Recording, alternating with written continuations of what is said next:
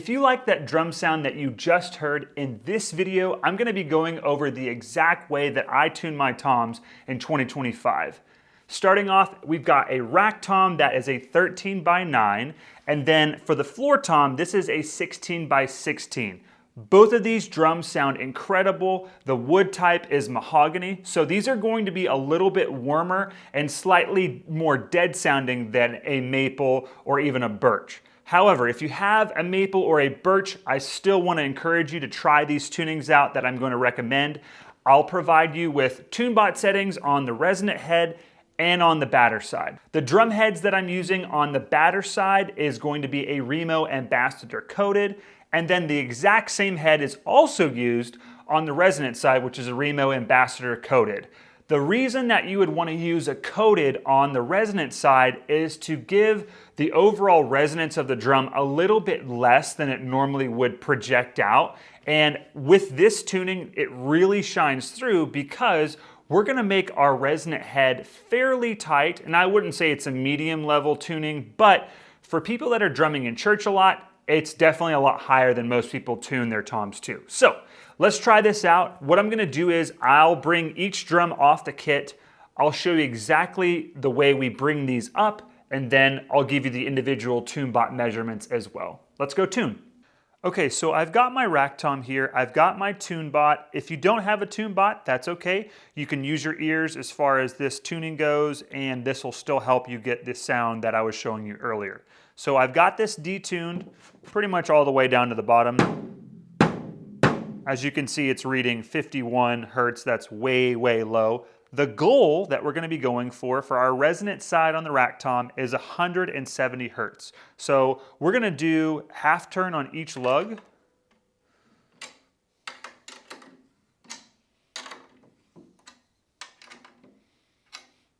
And after that, we're going to see where we're at.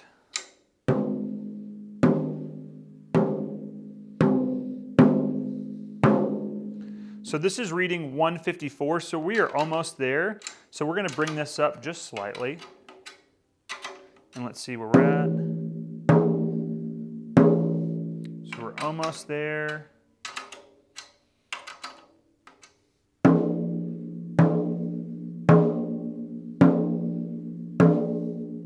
And there we go. We're reading 171, that's fine. More than likely this might fluctuate a little bit, but that's the exact sound we're going for. They're in tune with each other. Now I will say, these drums are very high quality, so the shells themselves stay really in tune with each other, so I don't have a lot of issues typically when I'm tuning this type of wood or these types of shells. So just keep that in mind. We're gonna flip this over now and we'll go over what we need for the batter side. Now that we've got our batter side flipped over, I'll show you exactly how I bring this up, and we are going to be shooting for a goal of 157 hertz. So this is already detuned, so you can hear it. Does not sound very good, so we're going to bring this up. We're going to do full turns again, or half turn, sorry.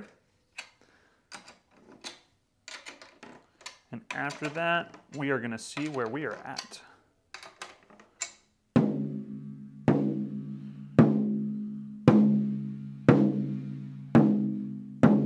So this is right at 141, so we're almost there. We're gonna just go across from each other and see if that's closer.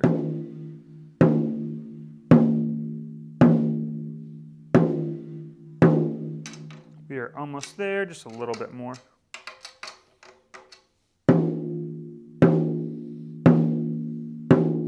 Slightly over. A couple adjustments and we'll be there. So yeah, right at 157, which is great. Now we'll put this back on the kit and then we'll start tuning our floor tom. Okay, now we have our floor tom resonant side facing up. Our batter side is currently being muted by the drum throne. We're gonna be shooting for a goal of 130 hertz for each lug on the resonant side. This one isn't as detuned as the other rack tom, just so I can speed up the process for you. So let's see where we're at.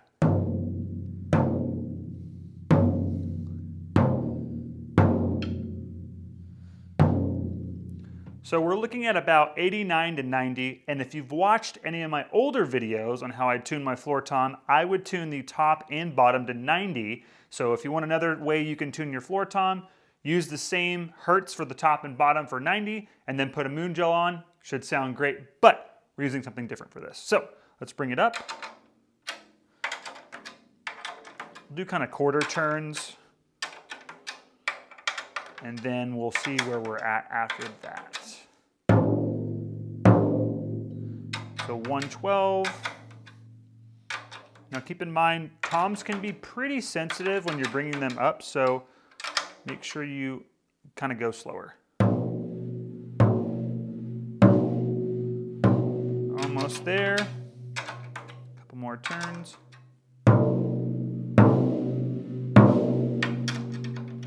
This should do it right here. There we go. So now we're at 130. We're gonna flip this over. We'll do the batter side, and then I'll show you exactly how these sound individually, and then you'll hear the final result. Okay, so we have our floor tom batter side facing up, resonant side on the bottom. We're gonna be shooting for 104 for each lug for the batter side on this. So let's see where we're at.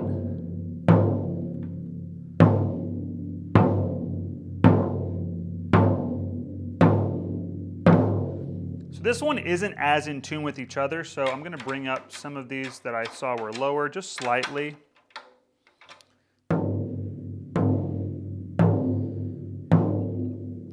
And I wanna stop here for a second, and I'm sure you've seen in both toms, I haven't been moving my tune bot around the lugs.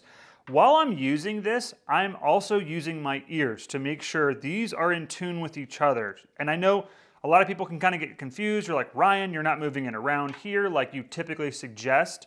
This is just a faster version of doing that method. However, it's still recommended that if you want to get it exactly to the perfect pitch, you would move this with each lug that you're tuning. However, for this video, I'm doing it this way.